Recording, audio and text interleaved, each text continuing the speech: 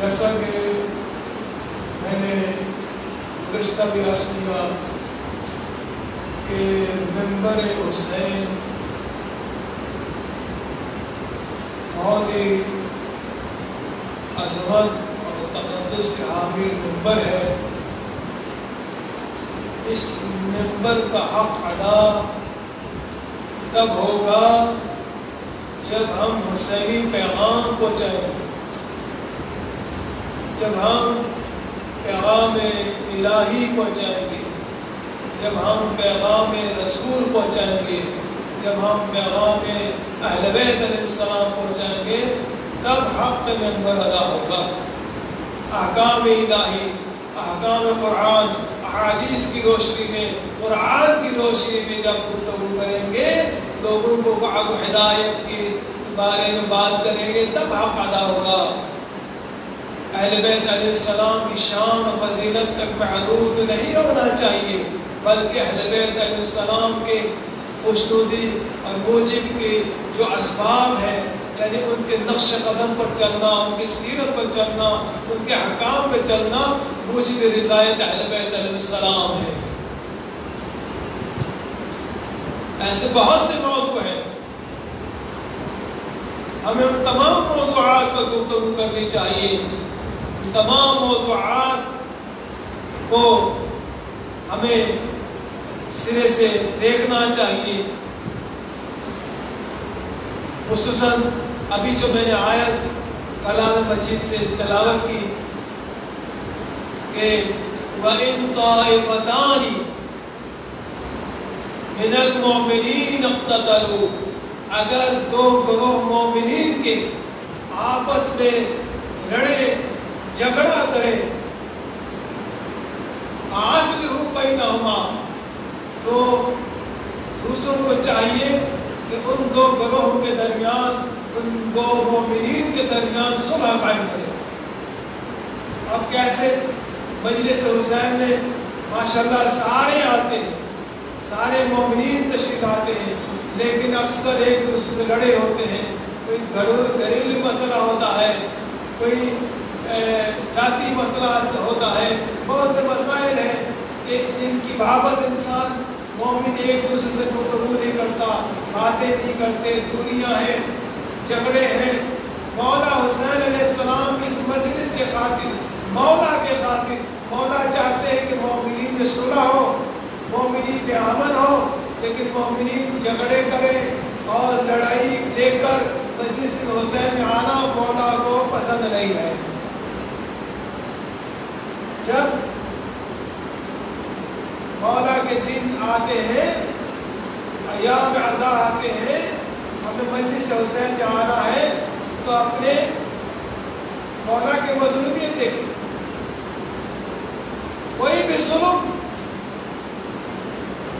ہے، ہمیں تمام جو شے جو چیز ظلم حساب ہوتا ہے، شمار ہوتا ہو، ہمیں ظلم سے دوری اختیار کرنا چاہیے۔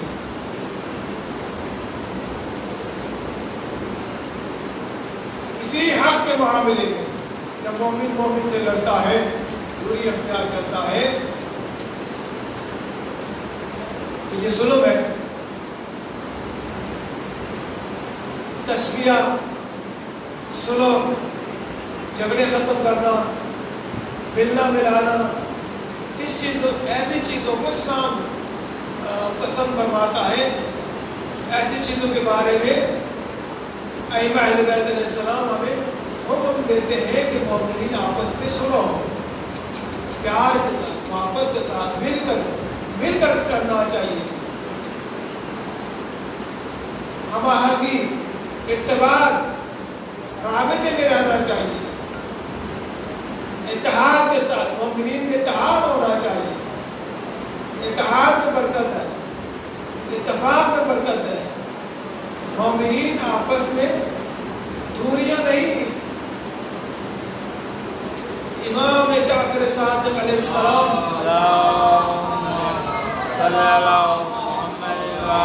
مولا کے زمانے، مولا کا خاص دوست مفضل بن عامر کوفی کہتے ہیں کہ کوئی جگہ سے گزر رہے تھے، کسی کوچہ سے، کسی گلی سے گزر رہے تھے، تو دو مومن آپس میں جھگڑ رہے تھے، لڑ رہے تھے۔ تو آپ نے دونوں کو کہا میرے ساتھ چلو، لڑائی چھوڑے، جھگڑا چھوڑے، میرے ساتھ چلے، آپ کا معاملہ میں حل کرتا ہوں۔ وہ کسی اس کے معاملے، کسی پیسوں کے معاملے میں لڑ رہے تھے۔ انہوں نے لڑائی ہو کر گھر لے آئے، گھر کے اندر سے انہوں نے کیسا نکال کے، تھیلی نکال کے ان کو دیا۔ اس میں 400 درہم تھا۔ اس وقت 400 درہم تقریباً 40-50 لاکھ سے اوپر بنتا ہے۔ انہوں نے 400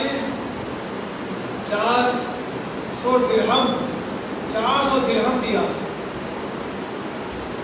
اور یہ کہا یہ لے، اور جس کا جو حق ہے، جسے جو دینا ہے، جو لینا ہے وہ دے دے، وہ لے لے اور جھگڑے ختم کرے۔ اور یہ پیسہ میرا اپنا نہیں ہے، میری ذات کا ہے، بلکہ امام نے مجھے امانت دی تھی۔ اتنا کریم مولا ہے۔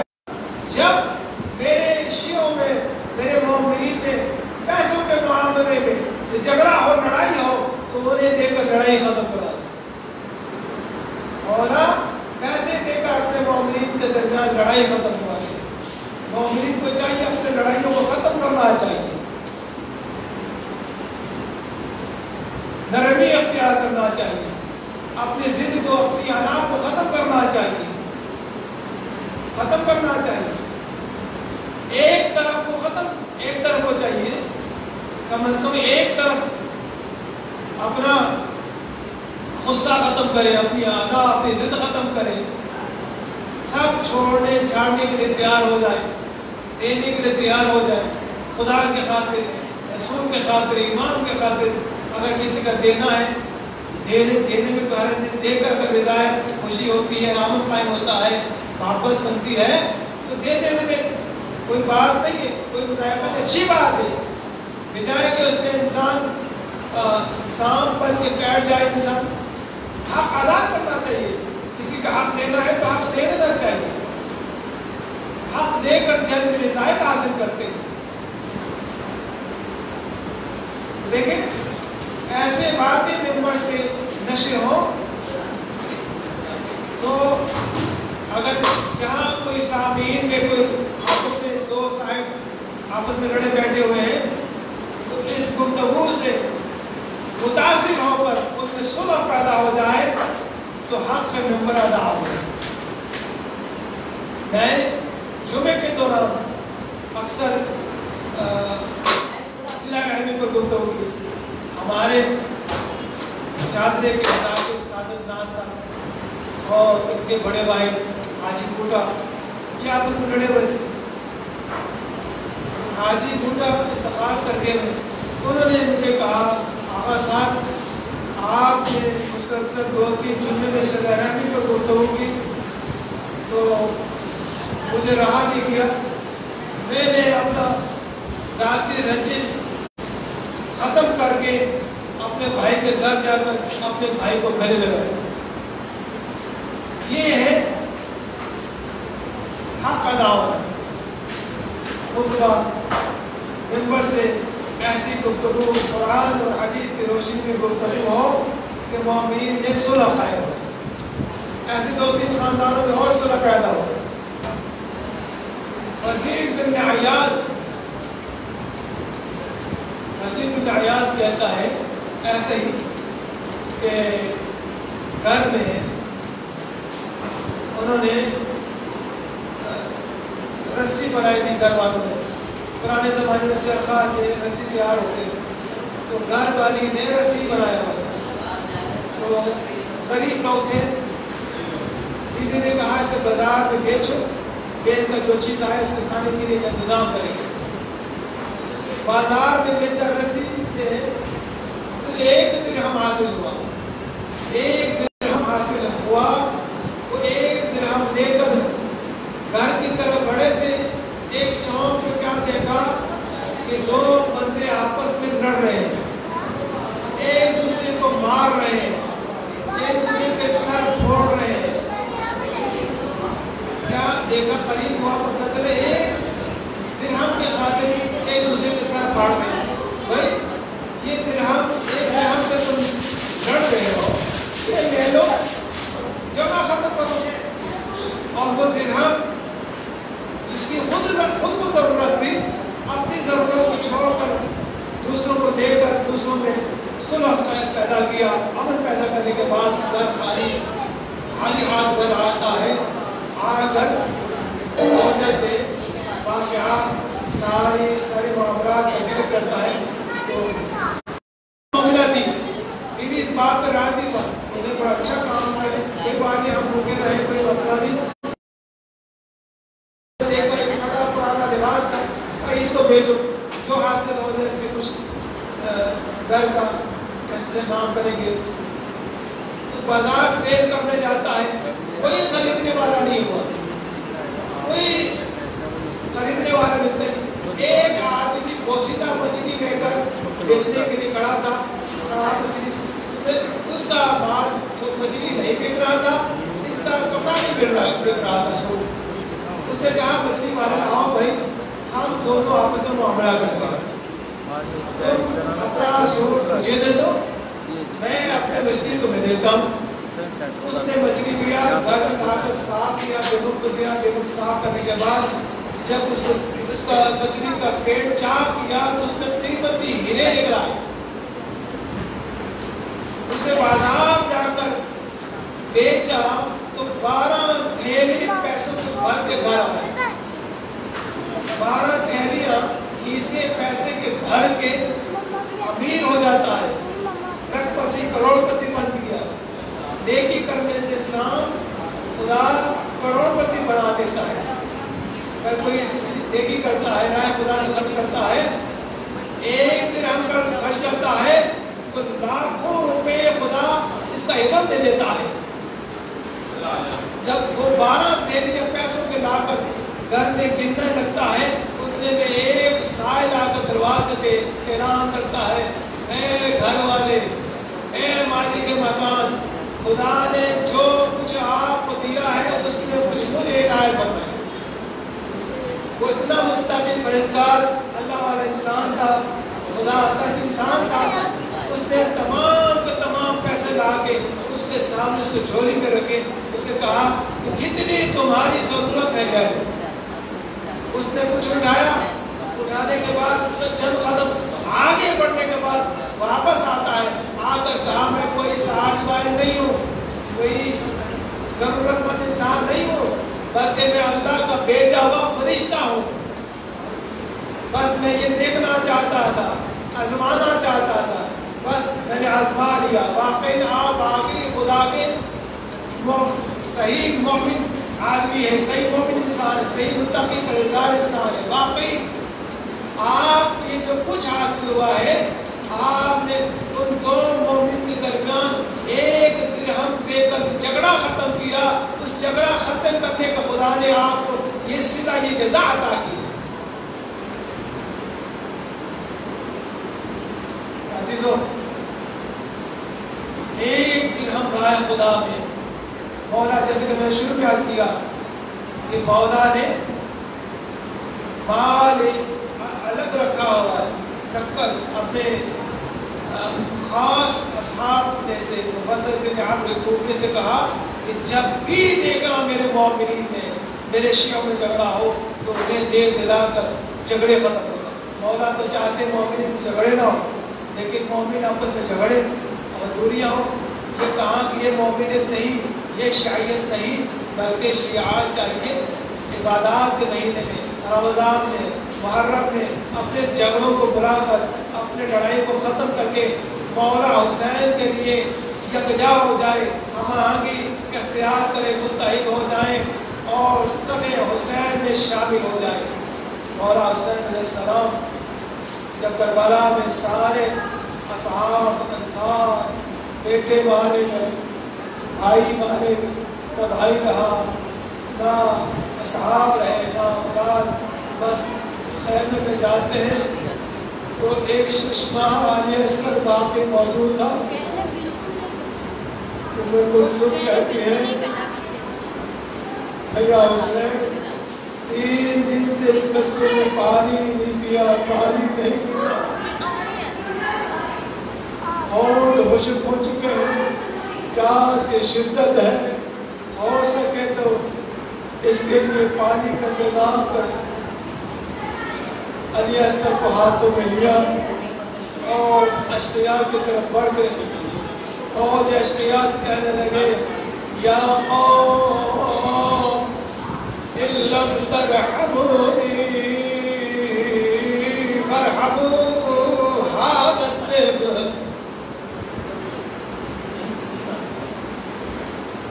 اے قوم، اے اشقیاء، اے لوگوں، اگر تمہیں مجھ پر رحم، مجھ حسین پر رحم نہیں آتا تو یہ ششمہ علی اصغر پر، اس بچے پر رحم کرو. دیکھو کس قدر شدت پیاس سے اور بلک رہے ہیں.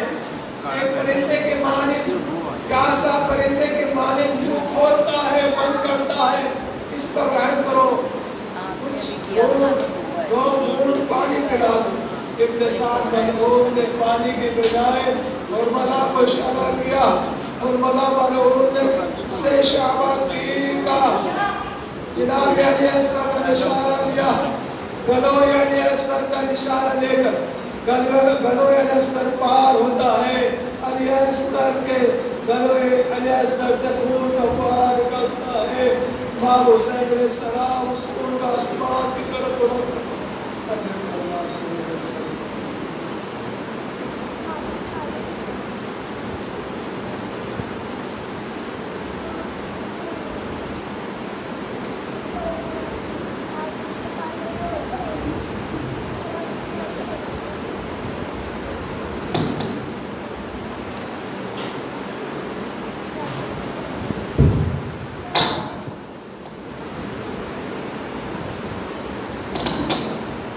صلوات پر واضح کریں.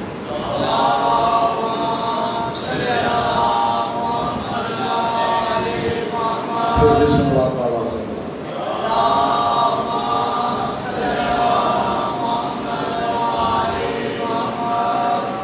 نعرہ تکبیر،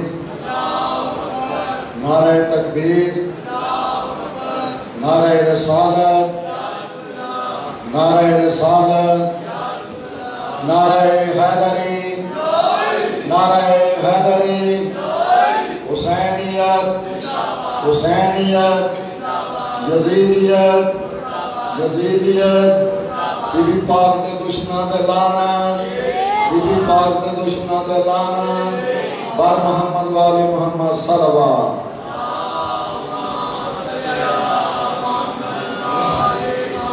اعوذ باللہ من الشیطان الرجیم، بسم اللہ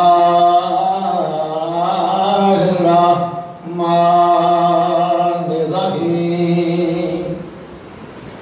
الحمدللہ رب العالمین، الصلاة والسلام علی سید الانبیاء والمرسلین. صلوات الذی قیل فی شانہ وما ارسلناک الا رحمۃ للعالمین. صلوات پڑھیں.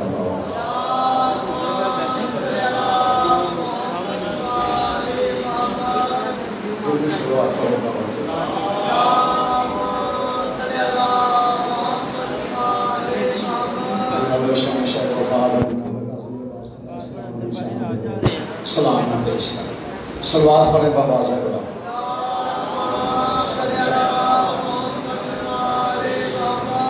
میں کر رہا تھا ذکر علمدار بار بار، میں کر رہا تھا ذکر علمدار بار بار، میں کر رہا تھا ذکر علمدار بار بار.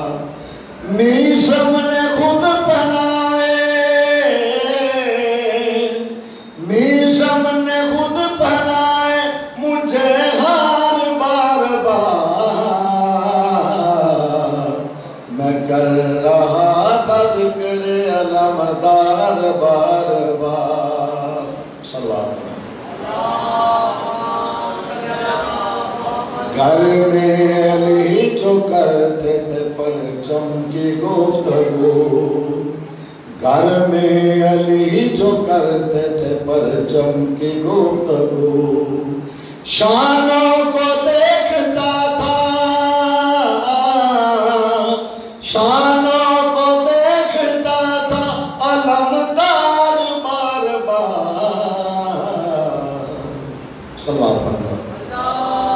میں کر رہا تھا ذکر علمدار بار بار، کتنی بلندیوں پہ ہیں عباس کے علم، کتنی بلندیوں پہ ہیں عباس کے علم.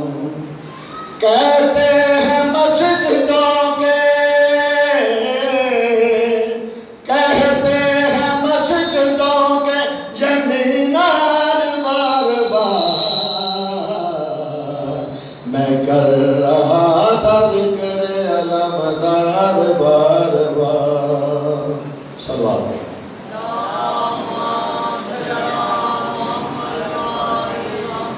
پھر بھی صلوات.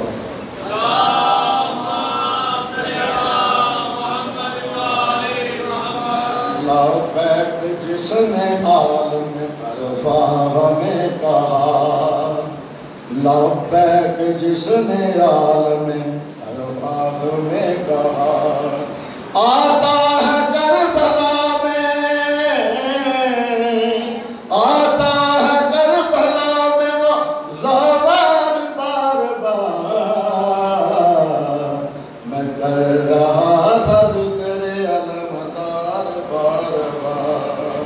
میں کر رہا تھا ذکر علمدار بار بار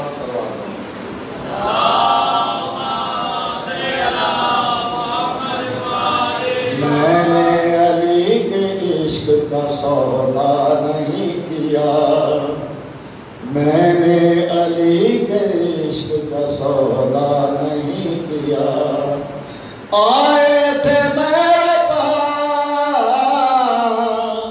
آئے تھے میرے پاس خریدار بار بار میں کر رہا تھا ذکر علمدار بار بار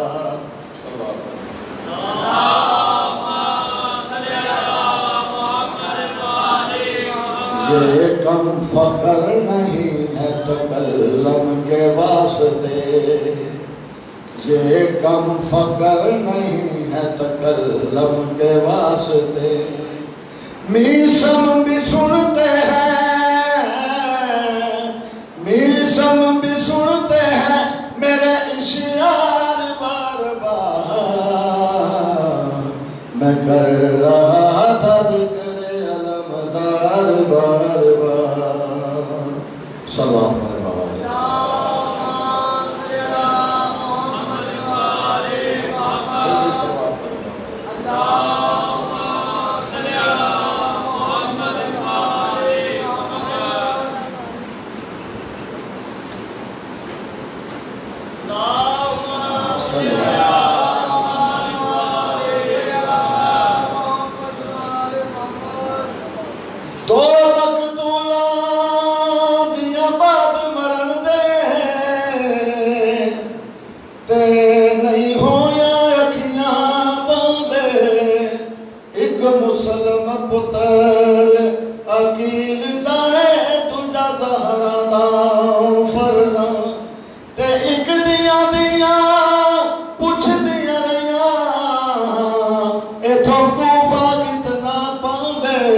شبیر دیاں لاش تے آیاں تھی رضیاں بچ بابا تے ناماز میراج ہے مومن دی آیا حکم حدیث وچالے ہیں نماز دکھا در کو سگے ہیں تے حسین دے زیر ہوا تے در اصل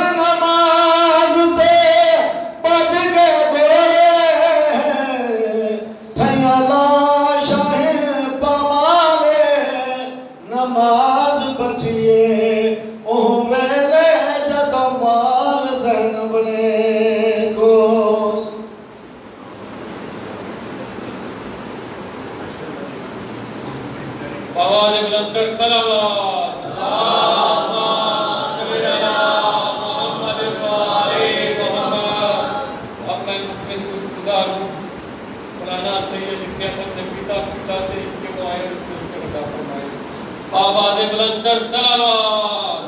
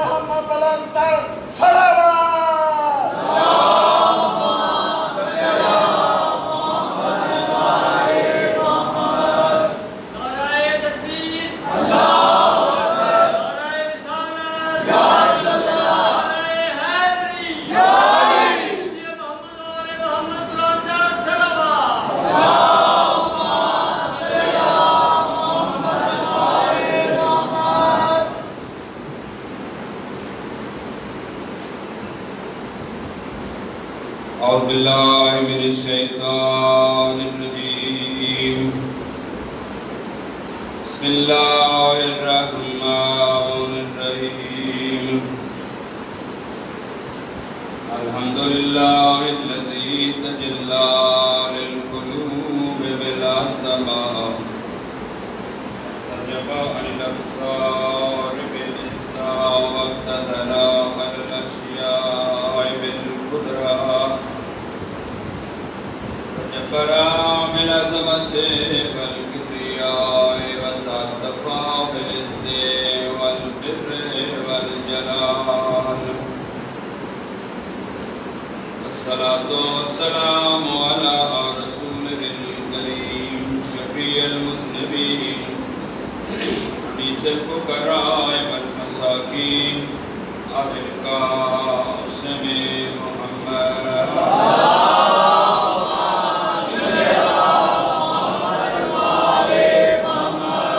الذي في التوراة تعرف وفي الزبور اشتهاره وفي الإنجيل أذكاره وفي القرآن وما أرسلناك إلا رحمة للعالمين صلوات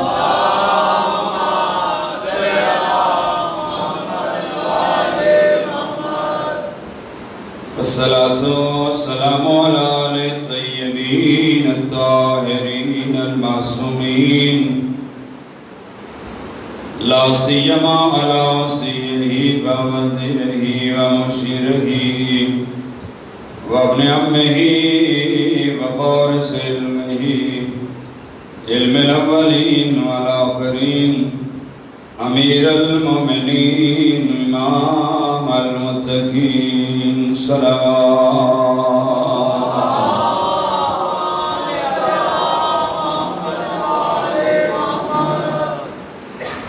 لعنة الله على أعدائهم من يوم عداوتهم إلى يوم الدين رب اشرح لي صدري ويسر لي أمري واحلل عقدة من لساني يفقهوا قولي مالک امام حسن کا تجھ کو واسطہ جن کے لہو سے کرب و بلا کی ہے ابتدا آؤں امام امن کے صدقے میں کبریا ہر ملک میں امن کا پرچم کھلا ہوا یا وجیان عند اللہ اشفع لنا عند اللہ یا وجیان عند اللہ اشفع لنا عند اللہ یا وجیان عند اللہ اشفع لنا عند اللہ واسطہ حسین علیہ السلام کا پروردگار صبر شاید اشنگام کا جن کے لبوں پہ ورد تھا تیرے نام کا انجر تلے جھکائی تھے تیرے کلام کا یا وجیان عند اللہ اشفع لنا عند اللہ یا وجیان عند اللہ اشفع لنا عند اللہ یا وجیان عند اللہ اشفع لنا عند اللہ اللہم صل علی محمد وآل محمد اللہم صل علی محمد وآل محمد اللہم صل علی محمد وآل محمد اللہم صل علی محمد وآل محمد اللہم صل علی محمد وآل محمد قال الله سبحانه وتعالى في كلامه المجيد وفرقانه الحميد وقوله الحق بسم الله الرحمن الرحيم قل لا أسألكم عليه أجرا إلا المودة في القربى والصلوات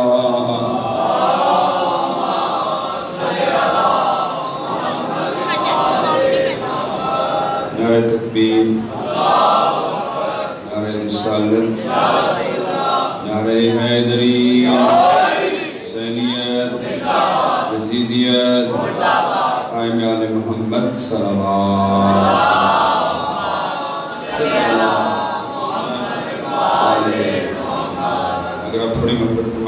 قریب آ جائیں تاکہ بعد میں آنے والوں کو جگہ بھی مل جائے اور آپ کو بھی زحمت نہ اٹھانی پڑے۔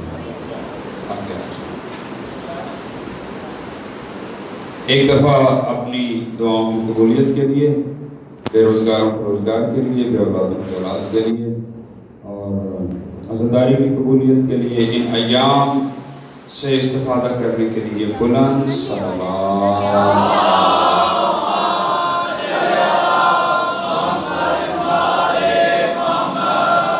بالخصوص برادر عزیز سید علی نقوی صاحب کی توفیقات میں اضافے کے لیے، ان کے والد محترم کی توفیقات میں اضافے کے لیے، اس خاندان کی جتنی خدمات ہیں ان کی قبولیت کے لیے اور ان کے مرحومین کے درجات کی بلندیوں کے لیے بلند صلوات۔ صلی اللہ۔ میرے والد احترام سامعین، میں نے آپ کے سامنے قرآن مقدس کی معروف آیت کو سرحانہ کلام قرار دیا ہوا ہے، جس میں پروردگار عالم امت کو ذات مصطفیٰ اور آل مصطفیٰ سے مودت کا حکم دیا کہ ان کے ساتھ وابستہ رہنا، ان کے دامن کو پکڑ لینا، یعنی ان کی اطاعت اور ان کی اتباع کرنے میں کبھی کوتاہی نہیں کرنا۔ نجات چاہتے ہو تو نجات بھی ان کی اطاعت میں ہے، ان کی مودت میں ہے، اور حیات چاہتے ہو تو حیات بھی ان کی پیروی میں ہے، حتیٰ کہ عزت چاہتے ہو تو عزت بھی یہاں سے ملے۔ یہ گھر اللہ نے اتنا بلند بنایا ہوا ہے کہ اس گھر کی تعریف اللہ نے قرآن میں کی، فی بیوت اذن اللہ ان ترفع ویذکر فیہا اسمہ یسبح لہ فیہا بالغدو والآصال، کہ اللہ نے کچھ ایسے گھر بنائے، فی بیوت اذن، اللہ چاہتا ہے کہ ان گھروں کو بلند رکھا جائے، وہ گھر ہمیشہ بلند ہے، ان گھروں میں صبح شام اللہ کا ذکر کرتے ہیں، رجال لا تلہیہم تجارت ولا بیع عن ذکر اللہ، کہ جنہیں اللہ کے ذکر، نماز کے قیام اور زکوٰۃ کی ادائیگی سے تجارت اور خرید و فروخت روکتے نہیں ہیں، اور وہ اس دن سے ڈرتے ہیں کہ جس کی سختی ہر طرف پھیلی ہوگی، یخافون یوما تتقلب فیہ القلوب والابصار۔ جب یہ آیات نازل ہوئی، سورہ نور کی آیتیں نازل ہوئیں اور اللہ کے نبی نے اس گھر کا خصوصی ذکر کیا، تو صحابہ کرام نے کہا یا رسول اللہ کیا اس گھر سے مراد انبیاء کے گھر ہیں؟ تو آپ نے فرمایا کہ یقیناً انبیاء کے گھر بھی اس سے مراد لیے جا سکتے ہیں، کیونکہ انبیاء کے گھروں میں بھی ذکر توحید ہوتا ہے، ذکر خدا ہوتا ہے، اللہ کا ذکر ہوتا ہے، وہ انسانوں کی ہدایت اور فلاح کے لیے کام کرتے ہیں، تو ان کا گھر جو ہے، ان کے گھر بھی اس آیت کے ذہن میں آتے ہیں۔ ایک شخص نے خصوصی سوال کیا، اس نے اشارہ کیا علی و بطول کے گھر کی طرف اور کہا یا رسول اللہ یہ بتائیے کیا ان گھروں میں یہ گھر بھی شامل ہے؟ تو اللہ کے نبی نے کہا کہ یہ گھر تو تمام گھروں سے افضل ہے، یہ گھر تمام گھروں سے افضل، اس سے افضل تو ہے ہی کوئی، یعنی ان کے گھر بھی افضل، ان کی ذاتیں بھی افضل، ان کے افعال بھی افضل، ان کے اعمال بھی افضل، ان کا تذکرہ بھی تمام تذکروں سے بڑھتا ہے۔ ایک صلوات پڑھیے، بلند تر صلوات۔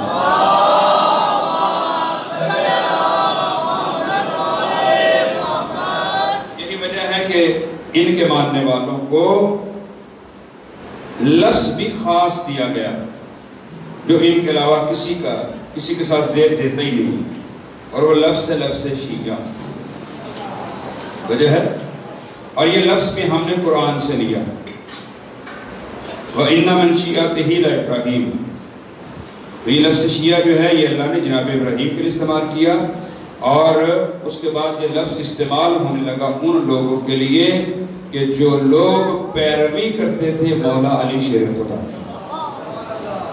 جو اطاعت اور اتباع کرتے تھے مولا امیر المومنین اور ان کے بچوں۔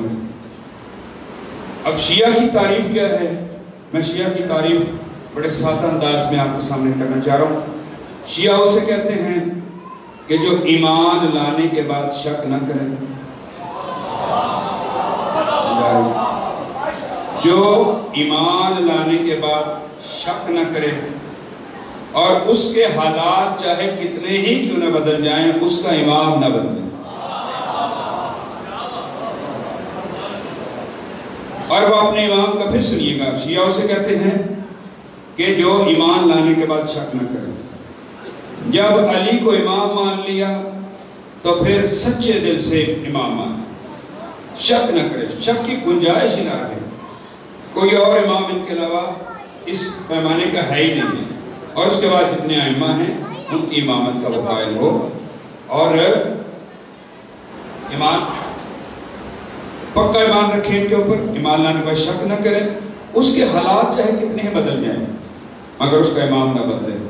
لوگ جو مرضی اسے کہیں اور کسی اور کی امامت اختیار کرنے کا اس کو مجبور کریں، مگر وہ یہ کہتا ہوا نظر آئے کہ سب کچھ ہو سکتا ہے مگر امامت علی سے ہاتھ نہیں چھوٹ سکتا، ولایت علی سے ہاتھ نہیں چھوٹ سکتا، اس گھر سے ہم پیچھے نہیں ہٹ سکتے۔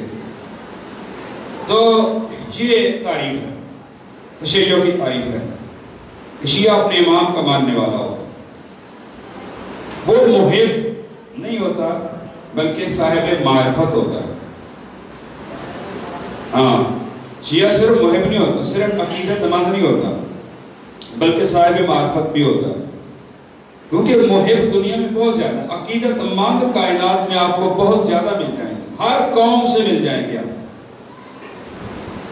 ہندوؤں میں ملیں گے آپ کو، سکھوں میں ملیں گے، عیسائیوں میں ملیں گے، یہودیوں میں ملیں گے، دنیا کی کوئی قوم ایسی نہیں ہے کہ جن میں آل محمد سے عقیدت رکھنے والے لوگ نہ ہوں۔ تو ہم سے جو ڈیمانڈ کی گئی ہے وہ صرف عقیدت کی نہیں کی گئی بلکہ یہ کی گئی ہے کہ آپ نے ان کی معرفت حاصل کرنی ہے اور ان کی معرفت کے نتیجے میں عبد خدا کی منزل پر فائز ہو جانا،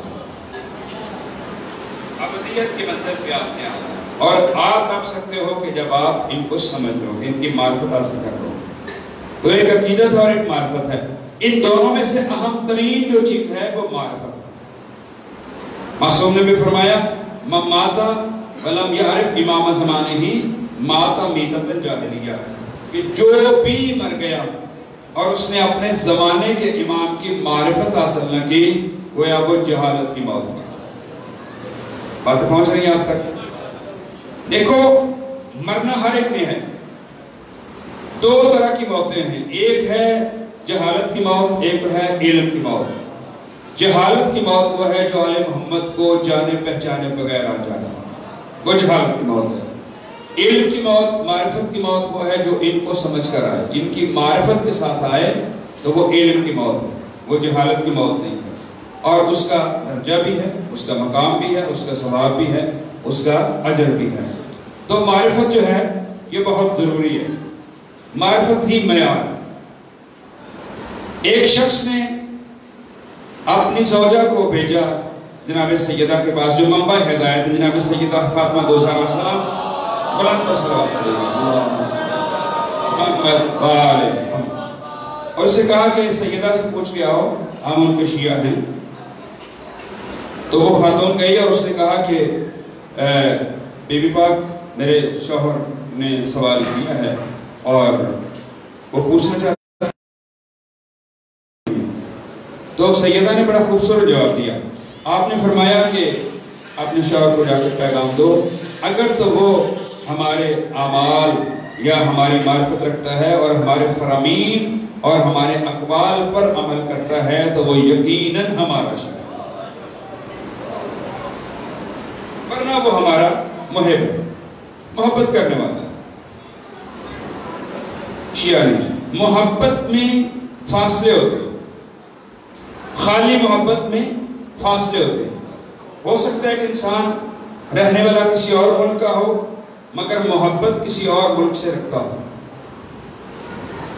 رہنے والا پاکستان کا ہو، پاکستانی ہو، محبت وہ کسی اور ملک سے کرتا ہو، باقی جو ممالک کے دنیا جہان میں، یا رہتا وہاں ہو محبت اس ملک سے کرتا ہو، یا پیدا کسی اور ماں باپ کے ہاں ہوا ہو اور محبت کسی اور ماں باپ سے کرتا ہو، یا اس کا مسلک جو ہے وہ غیر امامی ہو، مگر محبت وہ امامی مسلک سے کرتا ہو.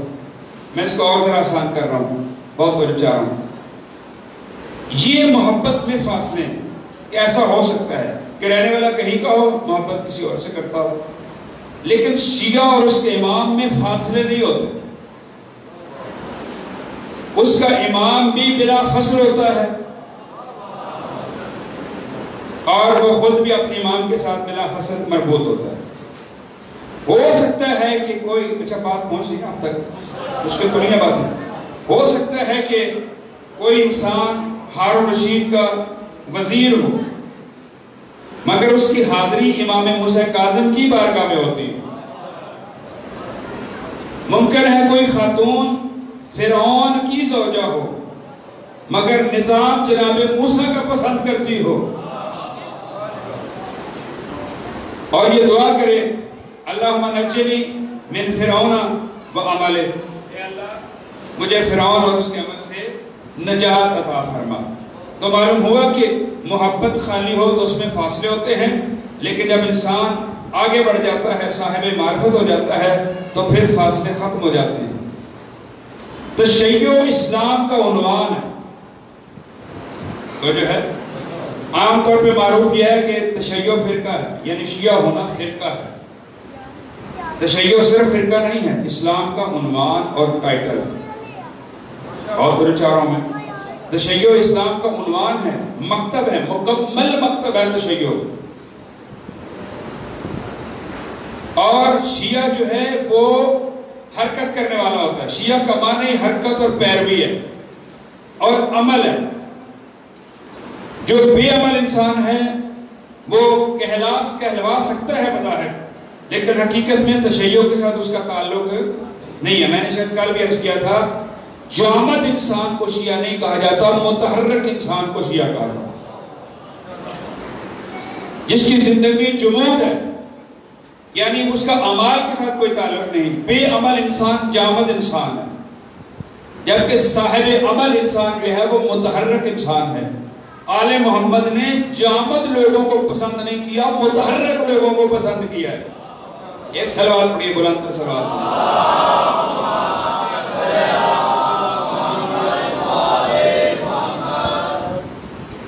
تو شیعہ جو ہے وہ حرکت والا انسان ہے، متحرک انسان ہے. حضرت امام جعفر صادق علیہ السلام فرماتے ہیں، بلند صلوات ان اللہ تعالی یقول للعبد یوم القیامت اکنت عالما. اللہ تعالیٰ قیامت کے دن بندوں سے سوال کرے گا، کیا تم عالم تھے؟ فَإِنْ قَالَ نعم، اگر اس نے کہا جی میں عالم تھا، تو اللہ کہے گا کہ افلا عملت بما علمت، پھر تم نے اپنے علم پہ عمل کیوں نہ کیا؟ وَإِنْ قَالَ جَاهِلًا، اگر اس نے کہا جی میں جاہل تھا، تو پھر اللہ کی طرف سے آواز آئے گی افلا تعلمت حتی تعمل، پھر تم نے علم حاصل کیوں نہ کیا تاکہ تو عمل کرتا. یہ ہر انسان سے سوال ہوگا. جہالت عقیدے کے دشمن ہے، جہالت ایمان کے دشمن ہے. یہی وجہ ہے کہ ہم نے عالم نبی محمد کو مانا ہے، ابو جہل کو نہیں مانا. ہم نے عالم نبی کو مانا، اس نبی کو مانا کہ جس پر علم ناز کرتا ہے، جو علم کی سب سے بڑی کتاب قرآن اس کائنات میں لے کے آئے، جن کے دروازے پر جبرائیل علم لے کے آتا رہا، علم والی کتاب لے کے آتا رہا. ہم نے ابو جہلوں کو نہیں مانا، اور یہ ہمارا طرح امتیاز ہے، اور جس کی وجہ سے لوگ ہم سے عداوت بھی رکھتے ہیں. اور اس عداوت کی وجہ صرف اور صرف یہ ہے کہ ہم نے شہر علم کے دروازے کو مانا ہے، شہر جہالت کے دروازوں کو نہیں مانا ہے.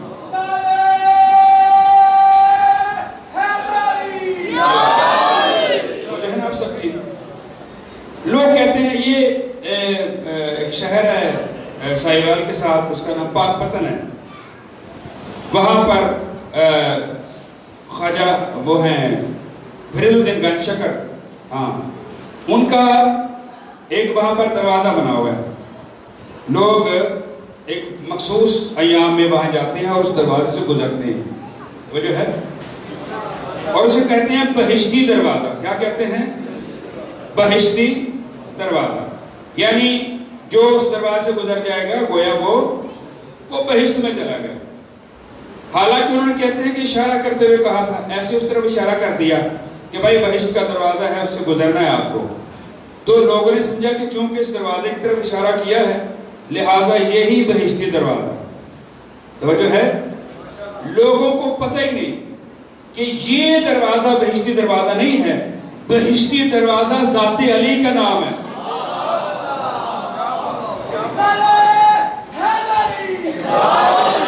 بہشتی دروازہ جو ہے وہ ذات امیر المومنین کا نام ہے. بہشت کون ہے؟ بہشت بذات خود ذات مصطفیٰ ہے.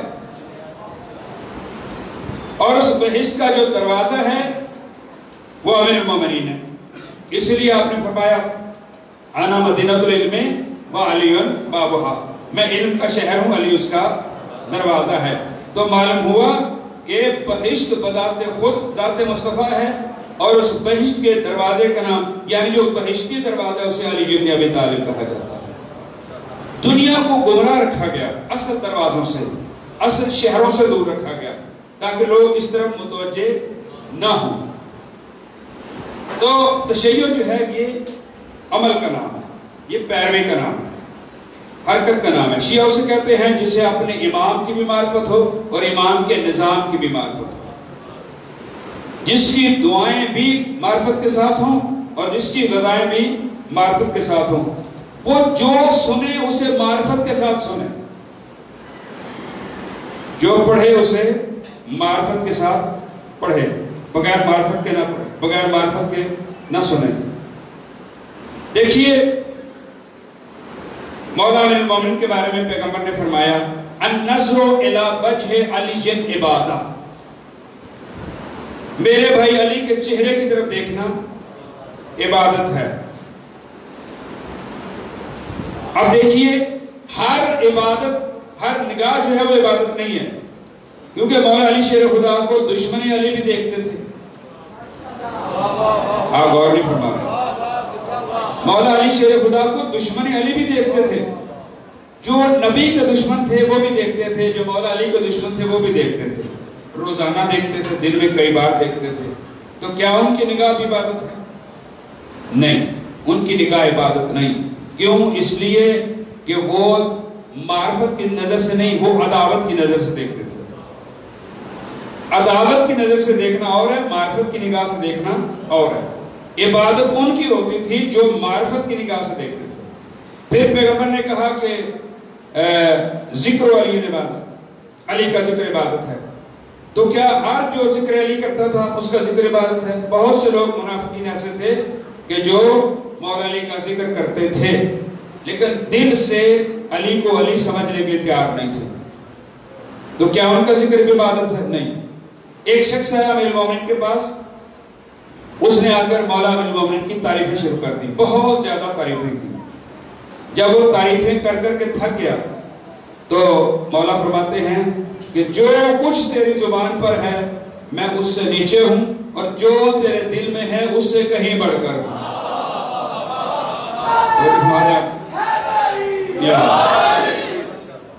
جو تیرے دل میں ہے اس سے کہیں بڑھ کے ہوں اور جو تیری زبان سے ہے اس سے میں کہیں نیچے ہوں.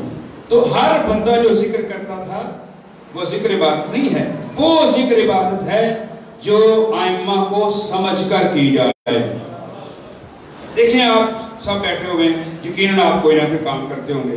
کوئی الیکٹریشین کا کام کرتا ہوگا, کوئی دکانداری کرتا ہوگا, کوئی کسی فیکٹری میں جاب کرتا ہوگا, کوئی کہیں کسی بھی ڈپارٹمنٹ میں جاب کرتا ہوگا. تو کوئی بندہ ایسا نہیں جو یہ کہے کہ جو کام میں کرتا ہوں اس کو میں سمجھ کے نہیں کرتا. اگر الیکٹریشین اپنا کام کر رہا ہے تو وہ پہلے اس کو سمجھتا ہے, پھر وہ کام کرتا ہے, اس کا معاوضہ اس کو ملتا ہے.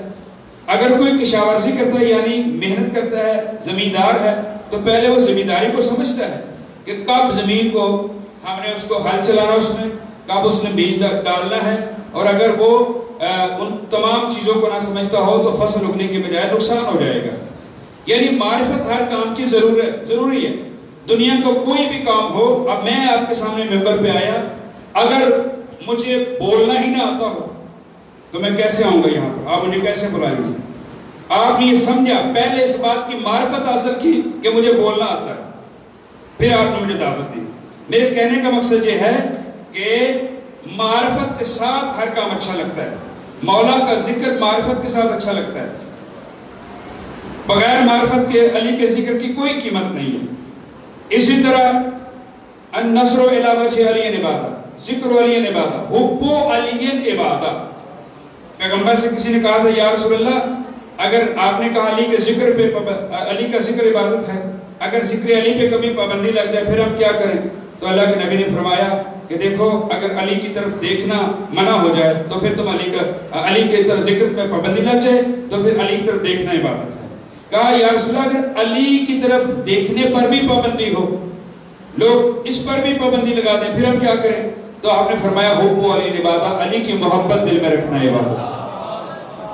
ایک صلوات پڑھیے، بلند سے صلوات۔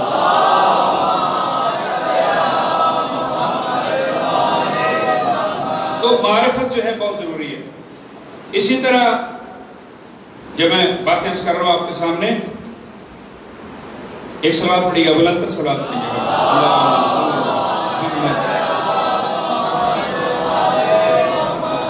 تو یہ معرفت کے ساتھ ہر کام اچھا لگتا ہے۔ مولا کو دیکھنا ہے، سرکار امام تقی علیہ السلام، سرکار امام رضا علیہ السلام، اللہ صلی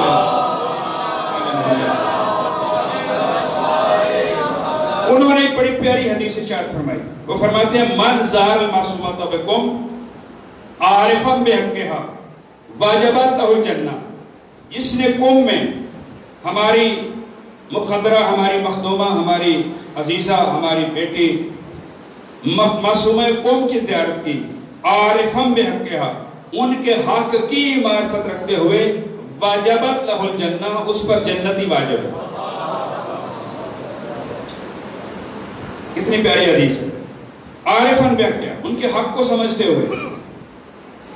حاج دیکھیں، ہر حاج عبادت نہیں ہے، وہ حاج عبادت ہے جو معرفت کے ساتھ ہو۔ بہت وجہ چاہوں، خانہ کعبہ کی طرف معرفت کی نگاہ سے دیکھنا عبادت ہے، مولا امیر المومنین کی طرف معرفت کی نگاہ سے دیکھنا انسان کی تقدیر بدل دیتا ہے، انسان کو بیماریوں سے شفا دیتا ہے۔ جو انسان معرفت کے ساتھ مولا کی طرف دیکھتا ہے نا، اس سے بیماریوں سے شفا مل جاتی ہے۔ ایک واقعہ تاریخ میں بڑا پیارا خوبصورت واقعہ ہے کہ امام کا ایک صحابی ہے جس کا نام منیبہ ہے، امام علی شیر خدا سرکار امیر المومنین کا صحابی ہے جس کا نام ہے منیبہ۔ وہ اس کو بخار ہو گیا، اتنا شدید بخار ہوا کہ وہ کئی دن تک مسجد میں نہ آ سکا۔ جب اس کو تھوڑا سا فاقہ ہوا تو وہ مسجد میں آ گیا جمعہ پڑھنے کے لیے۔ مولا خطبہ دے رہے تھے اور وہ بیچارہ کھڑا بھی نہیں ہو سکتا تھا، وہ سکون کے ساتھ بیٹھ کے وہ ساری گفتگو سن رہا تھا اور نماز پڑھ رہا تھا۔ کمزوری کی وجہ سے اٹھا نہیں جا رہا تھا۔ مولا خطبہ دے رہے تھے، سنیے گا بڑے غور سے، مولا خطبہ دے رہے تھے تو اس نے دل میں وہی بیٹھے بیٹھے دل میں کئی مرتبہ دعا مانگی اللہ سے کہ اللہ جس چہرے کو میں دیکھ رہا ہوں جو خطبہ دے رہا ہے، اس چہرے کا واسطہ مجھے شفا عطا فرما۔ مجھے سمجھ آ رہی ہے بولنے سے؟ جس چہرے کی میں زیارت کر رہا ہوں اس چہرے کے واسطے سے مجھے شفا عطا فرما۔ یہ دعا کم و بیش اس نے 15 سے 20 مرتبہ مانگی اس نے اللہ سے، بولا نہیں، ساتھ والے کو بھی خبر نہیں ہوئی کہ یہ دل میں کیا دعا کر رہا ہوتا ہے۔ دیکھیں بہت سے مومنین ہیں جب مصائب ہو رہا ہو یا فضائل ہو رہا ہو وہ دل میں اپنی دعائیں مانگ رہے ہوتے ہیں، ٹھیک ہے، لیکن ہمیں تو نہیں پتا ہوتا کیا مانگ رہے ہیں، اللہ تو جانتا ہوتا ہے، یا اگر اللہ کا کوئی بندہ ہو تو اسے معلوم ہوتا ہے۔ جب نماز ختم ہو گئی اور لوگ مولا سے مصافحہ کر کے مسجد سے جانے لگے تو مولا نے کہا دیکھو جو جانا چاہتا ہے بے شک چلا جائے لیکن منیبہ نہ جائے، اس سے مجھے کام ہے، اس سے مجھے کام ہے۔ جب سب چلے گئے اور وہ اکیلا مولا رہ گیا اور وہ شخص منیبہ جسے مولا نے روکا ہوا تھا، اب مولا اس کے پاس آئے اور مولا نے سہارا دے کر اسے اٹھایا، ظاہر ہے کہ بیمار تھا، کمزور تھا، تو مولا نے اسے اٹھا کر اس کا چہرہ چوما اس کی پیشانی چومی اور جو جملہ کہا مولا نے وہ جملہ سلام کے لائق ہے. مولا فرماتے ہیں منیبہ جب میں خطبہ دے رہا تھا تو دل میں دعا کر رہا تھا کہ اے اللہ یہ جس شخصیت کا چہرہ میں دیکھ رہا ہوں میں بیمار ہوں, اس شخصیت کا جسے دیکھنا عبادت ہے, مجھے شفا عطا فرما. تو دعا کر رہا تھا, میں تیری ہر دعا پر دوران خطبہ دل میں آمین کہہ رہا تھا.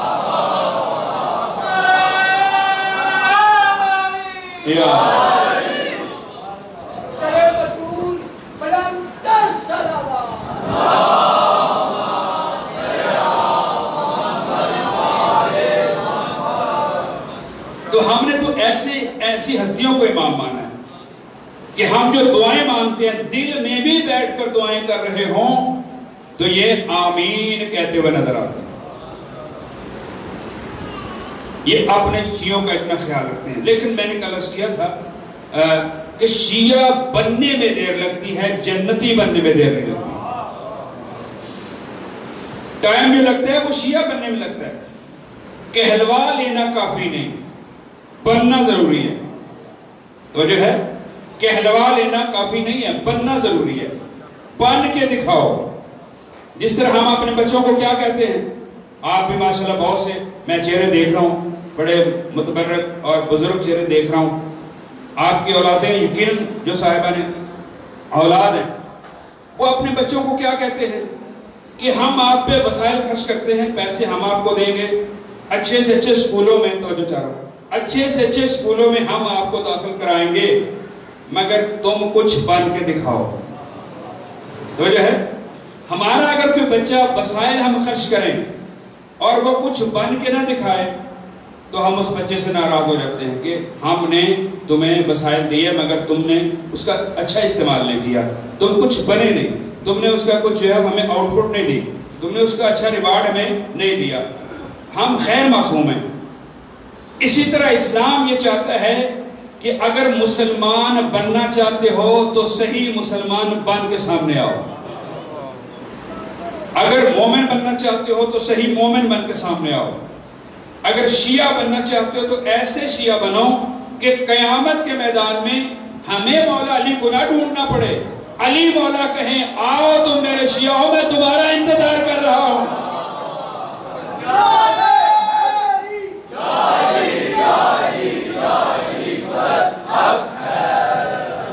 میں تمہارا انتظار کر رہا ہوں کہ تم آؤ تو میں تمہیں جنت میں لے کے جاؤں. آپ کو یاد ہے نا کہ جنگ صفین میں جاتے ہوئے مولا علی شیر خدا ایک مقام پہ کھڑے ہو گئے, بڑا خوبصورت واقعہ تاریخ کا. تو صحابہ نے کہا کہ مولا آپ یہاں کھڑے ہو گئے. تو مولا فرماتے ہیں کہ مجھے اللہ کے نبی نے کہا تھا جب تم جاؤ گے نا صفین کی طرف, فلاں مقام پہ تمہیں 1000 بندہ تمہارے لشکر میں شامل ہوگا, جوائن کرے گا تمہیں, تمہارے لشکر میں شامل ہوگا. تو میں انتظار کر رہا ہوں. لوگ آتے رہے, لشکر میں شامل ہوتے رہے. تو صحابہ کہتے ہیں, مولا کے ساتھی کہتے ہیں کہ ہم نے گننے شروع کر دیے. 1 آیا, نوٹ کر لیا, 1 آ گیا, 2 آئے, 2 اور 1 3 ہو گئے, 10 آئے, 10 اور 3 13 ہو گئے. لوگ آتے رہے, ہم نوٹ کرتے رہے, یہاں تک کہ 999 ہو گئے. توجہ ہے, 999 ہو گئے. تو ایک صحابی نے کہا کہ 19-20 کا فرق کیا ہوتا ہے مولا, 999 ہو گئے تو اب تقریباً 1000 تو ہو ہی گئے نا, اب آگے بڑھیں. مولا فرماتے ہیں نہیں, اللہ کے نبی نے کہا تھا 1000 ہوں گے. توجہ, سرکار نے فرمایا تھا 1000 بندہ تیرے ساتھ شامل ہوگا, جب تک وہ آخری نہیں آئے گا علی آگے نہیں بڑھے گا. توجہ, جب تک وہ آخری نہیں آئے گا علی آگے نہیں بڑھے گا. اب لوگوں نے انتظار کرنا شروع کر دیا. کیا دیکھا, ایک شخص دور سے آ رہا ہے اور اس کے سر پہ مٹی ہے, کپڑوں پہ مٹی ہے, چہرے پہ مٹی ہے, داڑھی پہ مٹی ہے, اور وہ بیچارہ تھکا ہارا اور جھولتے جلاتے وہ آ رہا ہے. اور جب وہ قریب آ گیا مولا کے تو مولا نے کہا اب 1000 پورے ہو گئے. پتہ وہ کون تھا, وہ حضرت اویس کرنی تھی. توجہ ہے, حضرت اویس کرنی تھے. یہ اویس کرنی وہ ہیں کہ جنہوں نے نبی کی زیارت نہیں کی لیکن وصی نبی کی زیارت کی. اور وسیع نبی کی زیارت کی وجہ سے اس نے گویا ایک نبی کی نہیں تمام انبیاء کی زیارت کا شرف حاصل کر لیا. تو جناب اویس کر آئے، 1000 لوگ پورے ہوئے، اور پھر مولا نے لشکر کو آگے بڑھا دیا. اور اس اویس نے جنگ صفین میں بڑھ بڑھ کے حملے کیے لشکر امیر شام پر، اور یہ شہید ہیں جنگ صفین کے. جناب اویس کرنی جنگ صفین کے شہید ہیں. اور یہ اویس کرنی وہ ہیں کہ جنہوں نے نبی کو مانا تو سمجھ کر اور معرفت کے ساتھ مانا، جنہوں نے امیر المومنین کو مانا تو معرفت کے ساتھ مانا، اور پھر وہ اس کمال کے مرتبے پر پہنچے کہ نبی سرکار کو کہنا پڑا اگرچہ اویس نے مجھے نہیں دیکھا مگر قیامت کے دن وہ میرے صحابیوں کا سردار ہوگا. ایک صلوات پڑھیں، بلند تر صلوات پڑھیں.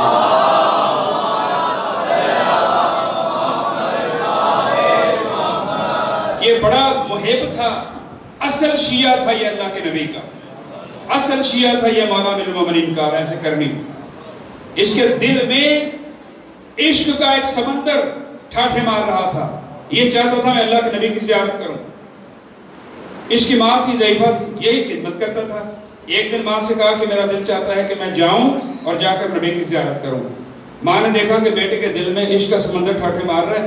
کہا ٹھیک ہے بیٹا جاؤ، لیکن ایک شرط ہے، کیونکہ تمہارے سوا میرا کوئی ہے نہیں، تم ہی میری دیکھ بھال کرتے ہو، تو تم جاؤ مدینے میں. اگر تو نبی مدینے میں موجود ہوئے تو گھوڑے سے اترنا، سلام کرنا، ان سے گفتگو کرنا، اور اس کے بعد ان سے اجازت لے کے فوراً واپس آ جانا.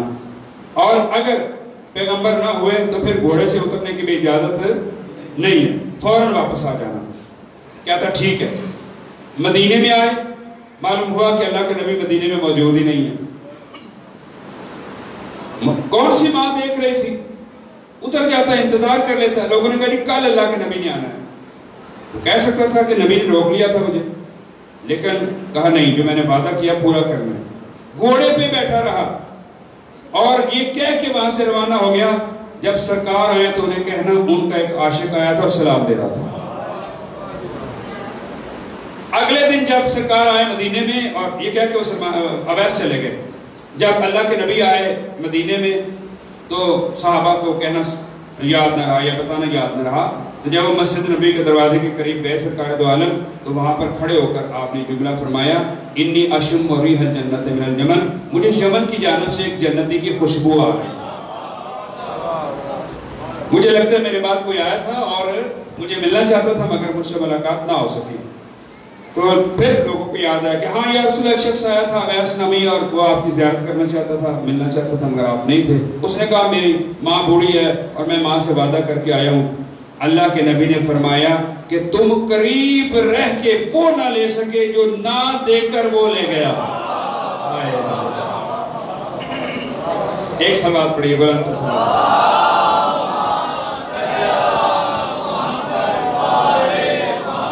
تو میرے عزیزوں، میں اب تک جو پیغام دینا چاہتا ہوں ان مجالس کے حوالے سے وہ یہی پیغام دینا چاہتا ہوں کہ اویس کرنی معصوم نہیں تھا، سلمان فارسی معصوم نہیں تھے، جناب مقداد معصوم نہیں تھے، جناب ابو ذر معصوم نہیں تھے، مگر معرفت کے اس مرتبے پر پہنچے کہ معصومین نے ان سے پیار کیا اور انہیں اپنا شیعہ ڈکلیئر کیا، انہیں اپنا شیعہ مانا اور کہا کہ شیعہ ہو تو ایسا ہو. آج ہماری مجالس میں ضرورت ہے کہ ہم ان مجالس میں اویس کرنی پیدا کریں، ہم انہی مجالس میں سلمان فارسی پیدا کریں، ہم انہی مجالس میں مقداد پیدا کریں، ابو ذر پیدا کریں. ہو سکتے ہیں، کوئی بڑی بات نہیں ہے.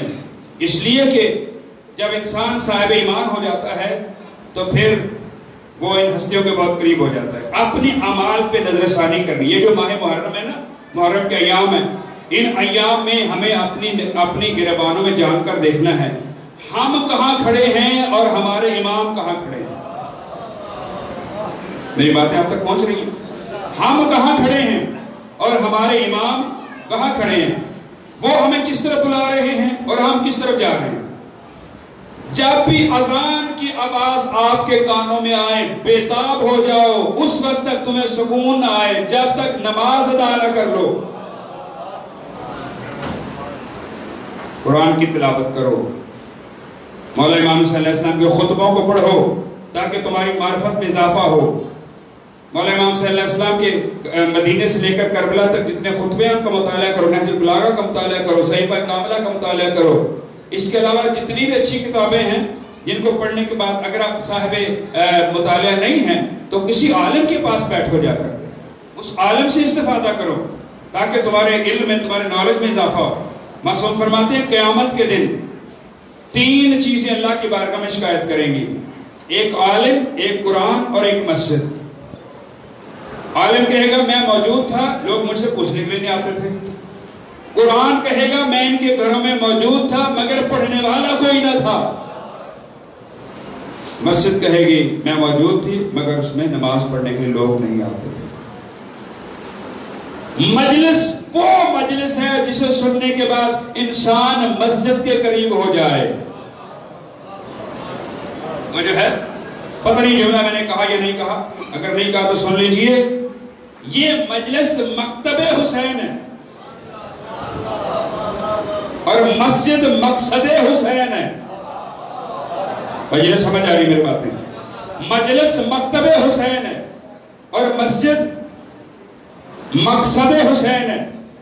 مجلس میں ذہن بنائے جاتے ہیں، مسجد میں ذہن جھکائے جاتے ہیں۔ یہاں ذہن بنائے جاتے ہیں، وہاں ذہن جھکائے جاتے ہیں۔ یعنی جو مجلسی ہے اسے مسجدی ہونا چاہیے اور جو مسجدی ہے اسے مجلسی ہونا چاہیے۔ کوئی اس میں فرق نہیں ہونا چاہیے، فاصلہ نہیں ہونا چاہیے اس میں، بلکہ یوں کہوں کہ یہ جو ہماری مجالس ہے نا، یہ اسلام کی وزارت خارجہ ہے۔ بھائی نے سمجھ آ کے بولے میرے ساتھ، یہ مجالس، اس طرح کی مجالس بہت کم پڑھی جاتی ہیں۔ پتہ کیوں؟ اس طرح کے مجالس پڑھنے والے کو لوگ فیسیں نہیں دیتے۔ مجلس اس کو لوگ مانتے ہیں کہ پڑھنے والا سننے والوں کی کلابازیاں لگا دے، نعرے لگوائے، چھتوں پہ لگا دے، اور پھر لوگ کہتے ہیں ماشاءاللہ بے کمال کر گیا پڑھنے والا، چاہے وہ عقیدے کا بیڑا غرق کیوں نہ کر کے چلا جائے۔ وجہ ہے اصل مجلس یہ ہے کہ جسے سننے کے بعد انسان کے اندر کم از کم یہ سوچ، یہ تفکر پیدا ہو کہ میں کہاں کھڑا ہوں، میرا مرشد حسین کہاں کھڑا۔ تفکر، مولا حسین نے تفکر پیدا کیا۔ جب امام حسین علیہ السلام نے بیعت نہیں نہ کی یزید کی تو لوگ سوچنے لگے کہ آخر کیا وجہ حسین نے بیعت کیوں نہیں کی۔ جملہ سنیے گا، لوگ کہہ رہے تھے جب سب نے یزید کی بیعت کر لی ہے تو حسین نے بیعت کیوں نہیں کی۔ حسین کہہ رہے تھے تم سب والے ہو، میں رب والا ہوں۔ حیدری، میں اس لیے بیعت نہیں کرنا یزید کی یا نہیں کرنا چاہتا کہ تم ہو سب والے، کہ جدھر سب چلے تم بھی چل پڑو۔ نہیں، یہ اچھا رویہ نہیں ہے۔ لوگوں نے اللہ کے نبی سے کہا تھا کہ یا رسول اللہ اگر ساری دنیا علی کے دشمن کے پیچھے جا رہی ہو، علی اکیلے کہیں جا رہے ہو، تو جو ہے نا آپ کی میری طرف دیکھیے گا، ساری دنیا امیر شام کے پیچھے جا رہی ہو، علی اکیلے ایک طرف جا رہے ہوں، اس وقت ہمارا وظیفہ کیا ہے؟ تو اللہ کے نبی نے فرمایا تھا تم علی کے پیچھے جانا، اس لیے کہ الحق مع علی و علی الحق، حق علی کے ساتھ ہے، علی حق کے ساتھ ہے۔ ایک صلوات پڑھیں، بلند تر صلوات پڑھیں۔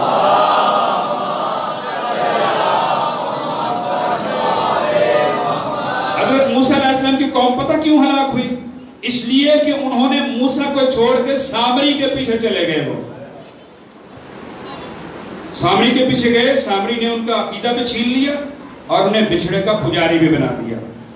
آج ہمارے سے یہی ہو رہا ہے کہ دین حسین پر چلانے والے لوگ بہت کم ہیں اور سامری بہت زیادہ آ گئے۔ بہت زیادہ سامری آ گئے، ٹکڑیاں بجا رہے ہیں، اپنے اپنے نظریات پیش کر رہے ہیں کہ ہمارے پیچھے آؤ۔ اور وہ مولا حسین کے نام پر ایک فری مجلس پڑھنے کے لیے تیار نہیں ہے۔ اشتہاروں پہ لکھا گیا جاتا ہے وکیل حق کے زہرا، وکیل ولایت۔ اگر انہیں کہا جائے کہ ولایت کے نام پہ آؤ ہمارے علاقے میں ایک دن آؤ فری مجلس پڑھ کے چلے جاؤ، تو وہ آنے کے لیے تیار نہیں ہوتے۔ کہاں گئی حق کے ولایت؟ کہاں گئی ان کی عقیدت؟ کہاں گئی ان کی معرفت؟ دیکھو یار، اب سوچو، ماشاءاللہ آپ سمجھدار، میں دیکھ رہا ہوں بڑے نوجوان چہرے موجود ہیں، اور میں آخری جملہ فضائل کے حوالے سے آپ کی جانب تمام کر رہا ہوں۔ فرض ہے ہمارے اوپر، اور میں نے شروع میں کہا تھا مجلس میں آنا کمال نہیں، مجلس کو دل میں بسانا کمال ہے۔ سمجھ آ رہی بات ہے؟ مجلس میں آنا کمال نہیں، مجلس کو گھر تک لے جانا کمال ہے۔ مجلس میں آ کے اگر آپ سب کچھ بھول کے چلے جائیں تو آنے کا مقصد کیا ہے؟ مجلس سنیے تاکہ آپ کے اندر لمحہ فکریہ پیدا ہو کہ ماننے والے کتنے بلند امام کے ہیں، عمل کے اعتبار سے ہم کتنے پیچھے ہیں۔ جس طرح ہمارا عمل بہتر ہو گیا، سمجھ لیجئے گا کہ اس دن وہ ہمارا دن ہوگا کہ جس دن ہم دنیا کے سامنے کہیں گے کہ ہم اہل بیت کے شیعہ۔ اہل بیت نے خود عمل کر کے دکھایا، انہوں نے بتایا کہ دین کے لیے کیسے قیام کیا جاتا ہے، کیسے بچے قربان کیے جاتے ہیں، کیسے پردے قربان کیے جاتے ہیں، کیسے گھروں کو چلایا جاتا ہے۔ بڑا آسان تھا، ساری دنیا یزید کی بیعت کر رہی تھی، حسین بھی بیعت کر لیتے، نہ گھر جلتے، نہ 1400 میل سفر کرنا پڑتا، نہ بھوک برداشت کرنا پڑتی، نہ پیاس برداشت کرنا پڑتی۔ یزید کہہ رہا تھا حسین جتنا پیسہ لینا لے لو، میں وظیفے دینے کے لیے تیار ہوں، جتنا وظیفہ تم کہتے ہو میں تمہیں دینے کے لیے تیار ہوں، بس ایک مرتبہ میرے ہاتھ میں اپنا ہاتھ رکھ دو، جس طرح باقی رکھ رہے ہیں بڑے بڑے لوگ، صحابہ کے بیٹے، صحابہ کے پوتے میری بیعت کر رہے ہیں، تم بھی میرے ہاتھ پہ ہاتھ رکھو۔ تو امام نے پتہ کیا کہا تھا؟ یہ اس لیے تیرے ہاتھ پہ ہاتھ رکھ رہے ہیں کہ انہیں اپنے ہاتھ کی قیمت کا اندازہ نہیں ہے۔ توجہ چاہو، انہیں اپنے ہاتھ کی قیمت کا اندازہ نہیں ہے، مجھے اپنے ہاتھ کی قیمت کا اندازہ ہے۔ میں سمجھتا ہوں میرا ہاتھ صرف میرا ہاتھ نہیں ہے، یہ آدم کا ہاتھ ہے، یہ نوح کا ہاتھ ہے، یہ ابراہیم کا ہاتھ ہے، یہ موسیٰ کا ہاتھ ہے، یہ عیسیٰ کا ہاتھ ہے، یہ 1,24,000 انبیاء کرام کا ہاتھ ہے۔ میں کبھی اس کے ہاتھ میں ہاتھ نہیں دوں گا، چاہے اس کے لیے مجھے اپنے 6 ماہ کا بچہ عسکر ہی کیوں نہ قربان کرنا، چاہے اس کے لیے مجھے کتنے ہی قربانی کیوں نہ دینا پڑے، میں قربانی دینے کے لیے تیار ہوں۔ اور پھر مولا حسین نے وہ انمول قربانیاں پیش کی کہ آج جن کا ہم ذکر کرتے ہیں تو ہمارے ایمان دلوں سے روشن ہو جاتے ہیں۔ واقعہ کربلا دیکھیے، جس طرح تمام شہداء کے سر نوکے نیزہ پر بلند کیے گئے تھے نا، اسی طرح اس صغیر کا سر بھی نیزے پر بلند کیا گیا۔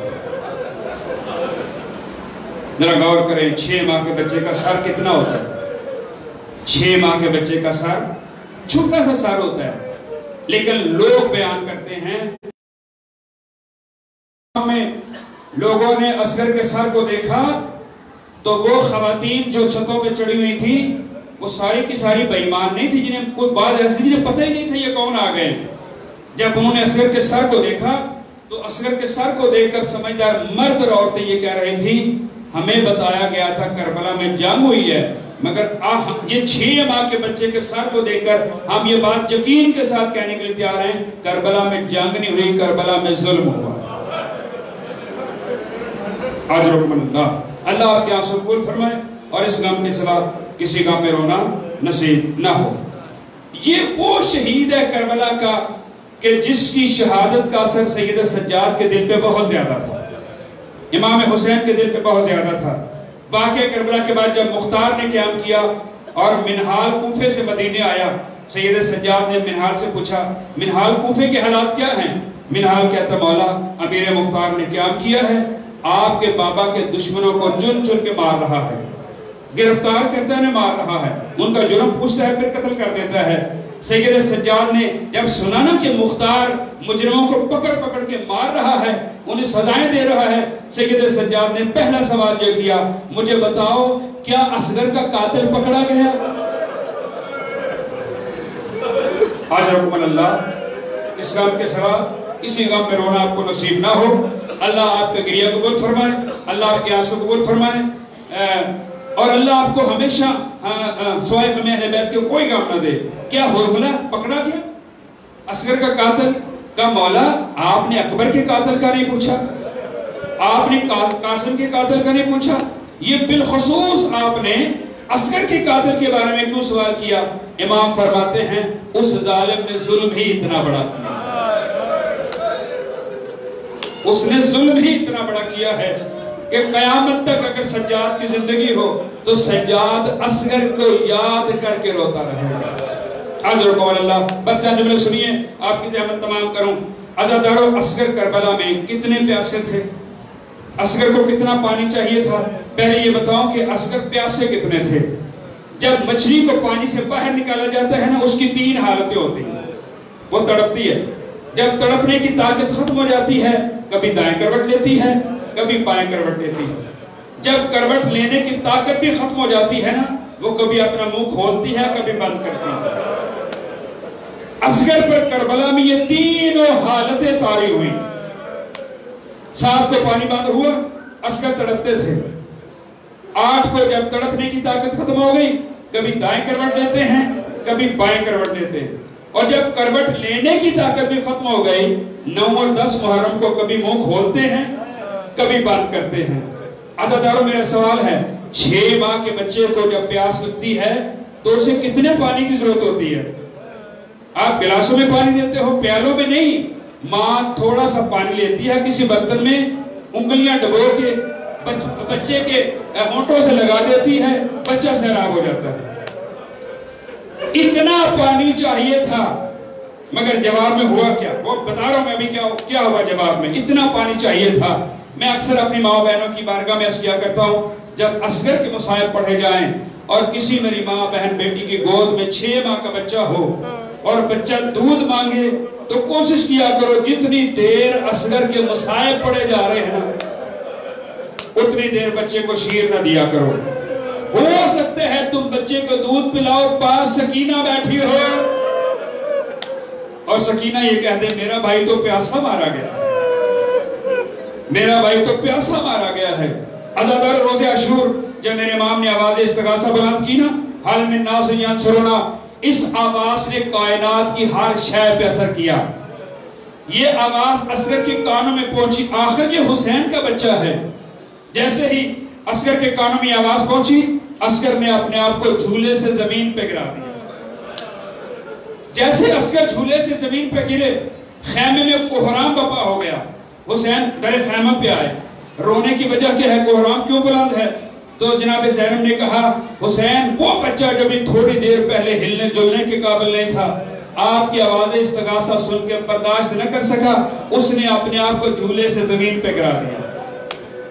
حسین فرماتے لاؤ میرا اصغر مجھے دو، میں اسے لے کے جاتا ہوں میدان میں. میں ان ظالموں سے کہتا ہوں اگر تمہاری نگاہ میں کوئی مجرم ہے تو میں اس بچے کا قصور کیا ہے؟ میں اصغر کو پانی پلا کے لاتا ہوں. عزاداروں، ماں نے تیار کیا، ماں نے تیار کیا. قربان جائے کربلا کی ماں پر.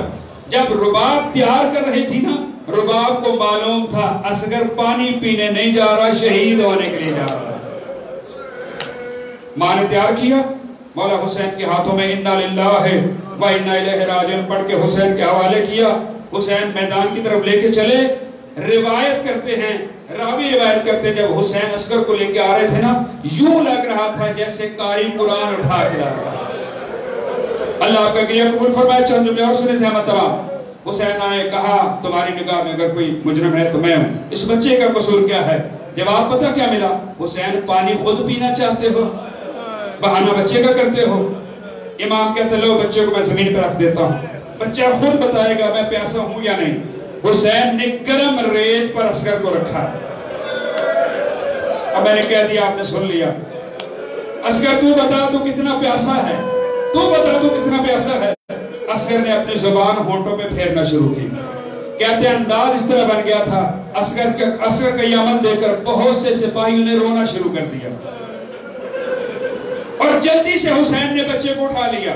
سوال یہ پیدا ہوتا ہے حسین نے رکھا تھا، جلدی سے اٹھایا کیوں؟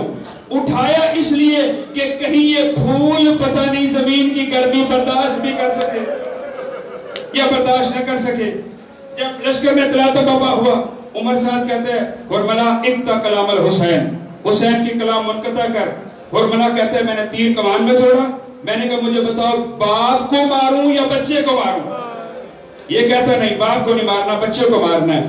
کہتے اس ملعون نے تیر چھوڑا، تیر عسکر کے گلے میں لگا. عزادارو تیر جب لگتے ہیں نا اس کا کام ہوتا ہے وہ سوراخ کر دے، وہ نشان ڈال دے. لیکن جو تیر عسکر کو مارا گیا، جو حرملہ نے تیر مارا، اس نے سوراخ نہیں کیا. میرا بارہواں امام فرماتا ہے ذبحہ من الوزن الی الوزن، تیر نے کان تک ایک کان سے دوسرے کان تک ذبح کر دیا. حرملہ خود بیان کرتے ہیں میں نے عسکر کو وہ تیر مارا جو گھوڑوں کو مارا جاتا تھا. تھوڑا سا خون نکلا اور میرے حسین نے وہ خون آسمان کی طرف پھینکنا چاہا. آسمان سے آواز آتی ہے حسین اگر یہ خون ناک آسمان پہ آیا قیامت تک بارش نہیں ہوگی.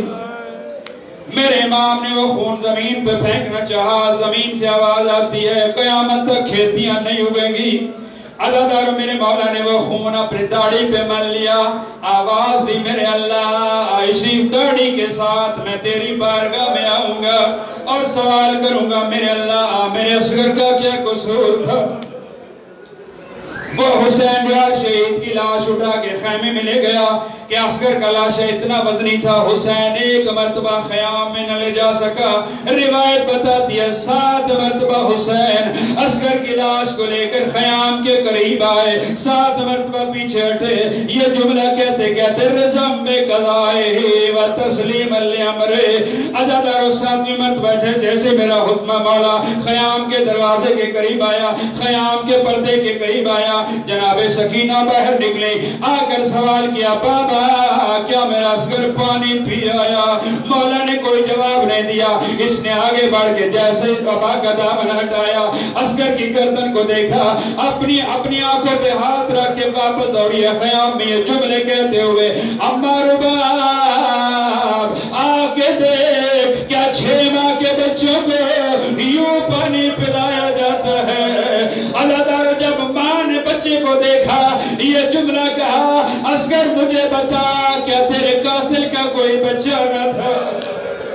بس آخری جملے دے میں تمام اللہ آپ کے آنسو قبول فرمائے. میں رک نہیں رہا، میں جلدی سے ختم کرنا چاہ رہا ہوں. عزادارو مولا حسین نے خیام کے پیچھے ایک چھوٹی سی قبر نکالی، اصغر کو قبر میں رکھا.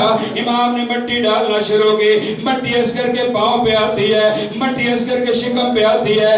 جب مٹی اصغر کے چہرے پر آئی حسین جیسا صابر برداشت نہ کر سکا. یہ جملے میرے امام نے کہے میرے اللہ حسین اتنا غریب ہو گیا اور میرے اصغر کو کوئی دفن کرنے والا بھی نہیں ہے. عزادار روز عاشور یا 11 محرم کو جب شہیدوں کے سر گنے گئے سارے 71 نکلے. عمر سعد ملعون کہتا ہے 12-72 کو تھا، سارے 71 کیوں نکلے ہیں؟ عزادار ملعون کہتا ہے میں نے دیکھا حسین نے خیام کے پیچھے اپنے بچے کو زمین میں کہیں دفن کر دیا ہے. 10 ملائن ابو ایوب غلوی کی قیادت تیار ہوئے. ان ملائن نے گھوڑوں پر بیٹھ کر زمین کربلا کو نیزوں کے ساتھ چھلنی کرنا شروع کیا اور نیزے مارتے جاتے ہیں، آگے بڑھتے جاتے ہیں. ایک ملعون نے زمین میں نیزہ جو مارا اور نیزہ خالی باہر نہیں آیا اور نیزے کے ساتھ 6 ماہ کا بچہ نیزے کے ساتھ زمین سے باہر آیا. اس ملعون نے خنجر نکالا، خنجر نکال کے یہ اصغر کو لے کے وہاں آیا جہاں رباب دیکھ رہے تھے. خیمے کے سامنے آ کر اس نے خنجر کے ساتھ اصغر کی گردن کو تن سے جدا کرنا شروع کیا. جناب فضا کہتی ہے رباب اور تیرے بچے کا آخری ودا، ہر شہید ہونے والا ایک مرتبہ شہید ہوا، تیرا بچہ دوسری مرتبہ شہید ہو رہا ہے. ماتم حسین، ماتم اصغر، ماتم حسین.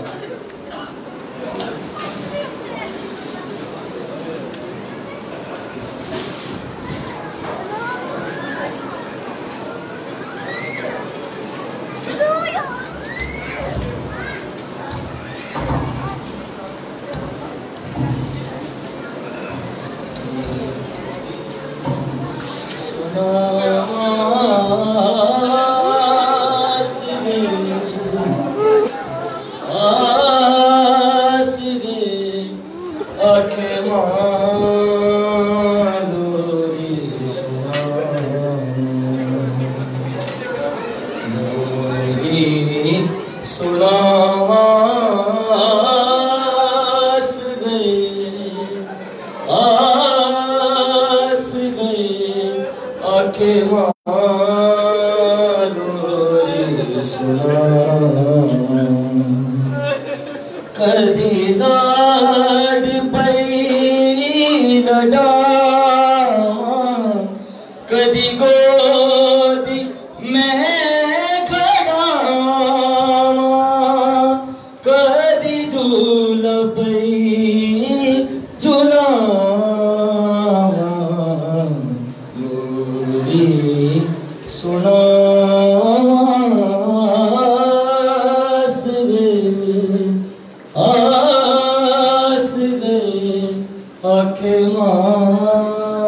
لوری سنا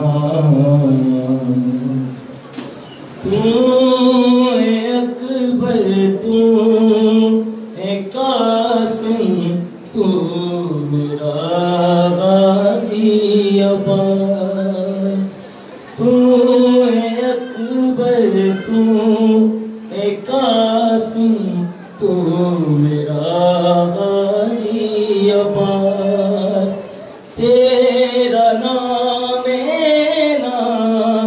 میں حیدر تیرا نام لینا سوار تیرا نام لینا سوار تیرے در تو کوئی حالی کدی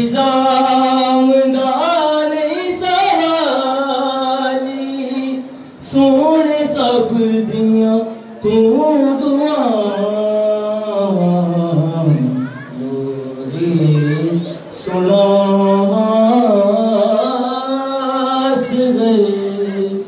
آس گئے آنکھیں